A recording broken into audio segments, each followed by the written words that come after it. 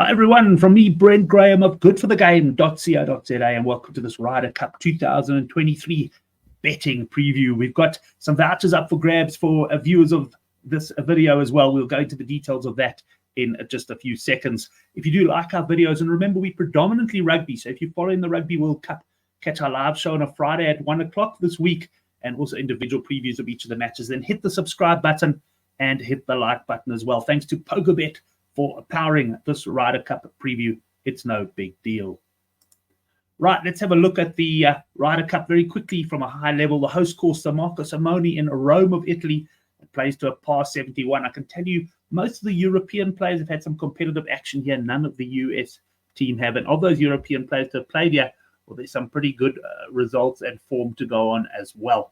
The 29th of September is when it all gets going. That's Friday morning until the 1st of October when we'll conclude with the singles. Right, the format there, I've touched on it already. We've got Friday and Saturday, we've got foursomes and four balls. Interesting that they're out with the foursomes first. I believe it's out something since like the first time since 1983.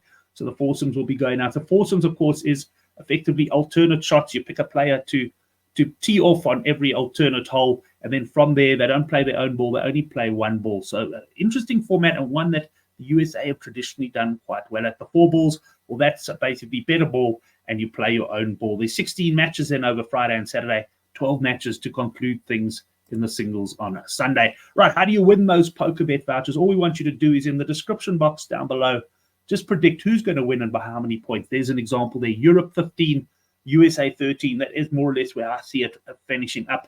We're going to be using one of these YouTube lucky draw, I suppose you'd call them websites, not apps, to randomly pick 5 winners that will each win a 400 Rand Pokerbet voucher. I will let you know by reply to your comment if you're a winner. And if you are a winner, those 5 will go forward to have a crack at the 5,000 Rand voucher from Pokerbet. And to win that, they will have to get their correct score right. So first, you've got to be a bit fortunate, get into the lucky draw, and from there, it comes down to picking your correct score. There are terms and conditions down below. We'll close the entries here at 8 o'clock on Friday, the 29th of September. Right, let's get into the betting teams and top scorer odds. This is the European team. Rory McIlroy, he's the favorite at 9-2. Rory being one of the most consistent golfers of the year, but just talking a little bit too much about the whole live golf thing at the moment for me. Saying once again the other day that the live golfers would sort of miss the Ryder Cup more than the Ryder Cup misses them. And I think it might be time for Rory to let his do his talking on the golf course. John Rahm, he's 5-1. His form dipped a bit towards the end of the PGA season, but he's a man who looks like he just loves a bit of confrontation. And I think he's going to go very, very well this week. Victor Hovland, 5-1. I'm going to cover him a little bit later in one of my bets. We've got Tommy Fleetwood. Of course, no Molinari to partner with him this time, but he is priced at 13-2. Just going down the list there, I would say a little bit thin on depth compared to the US team. Shane Lowry, a bit of a controversial selection. He's priced at 16-1. And Robert McIntyre, look, the rank outsider there in the field, along with Sepp Straka. Right, let's go on to the USA. And here we got Scotty Scheffler. I tell you, if this guy could putt as well as he drives the ball and hits his iron shots, he'd be undisputed best golfer in the world. He'd break every record.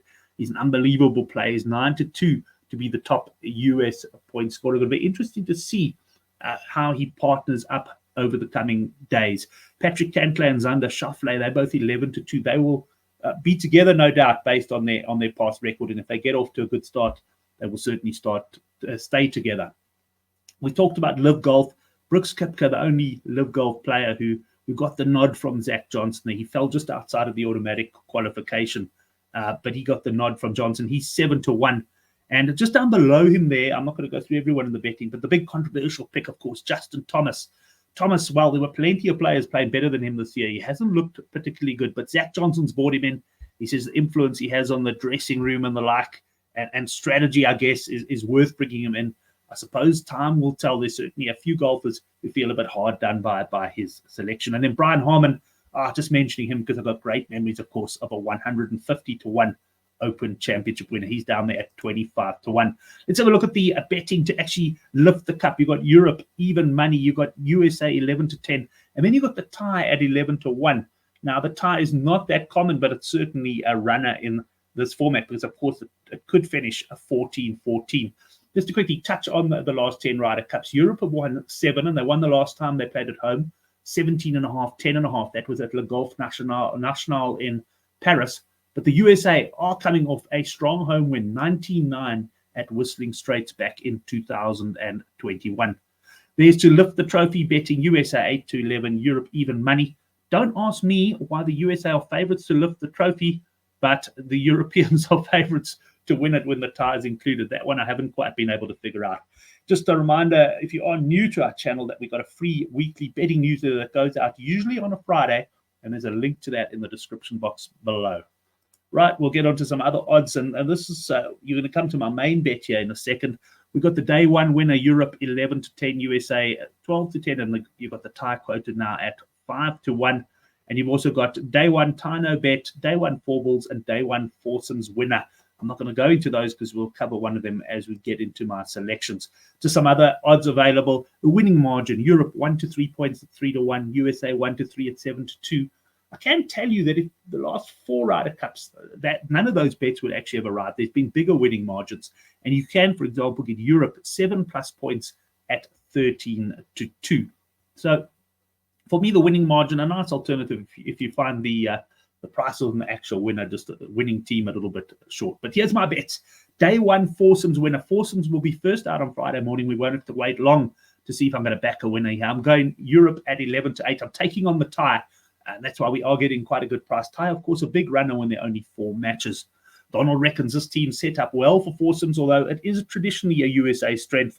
I'm expecting the Europeans to come out of the blocks firing and hoping that perhaps the fact that the USA have a little bit rusty and haven't played this course might just give me an early edge in that market. That's my main bet on the first day. Winning margin, Europe by 1 to 3 points at 3-1. I did mention we haven't had any close contests for a while. I think this one is going down to the wire. For me, home ground advantage will swing it for Europe, but I don't think they have the depth of this USA team, and that could count against them in the singles. My prediction, Europe to take a healthy lead into the singles and to hang on for dear life for the win. Those are the sort of more outright looking bets. Then zoning in on the actual top point scorers, I'm going top European Hovland at 5-1. He only got 1 point from 5 games in 2021, came via 2 halves. But he's an absolutely different beast now. And for me, the encouraging thing is that he did play all 5 games. Because when you take a top point scorer bet, you ideally want him playing every single match. And I think there's a good chance that, for example, Rory McIlroy will be rested at some point. And I think Hovland has every opportunity of playing all 5 games. And then top USA home at 9-1. Look, I like the guys at the top of the betting boards, but I'm just looking to try and beat them with a bigger price here. Homer went 4-0 in the President's Cup, so he clearly enjoys the match play format.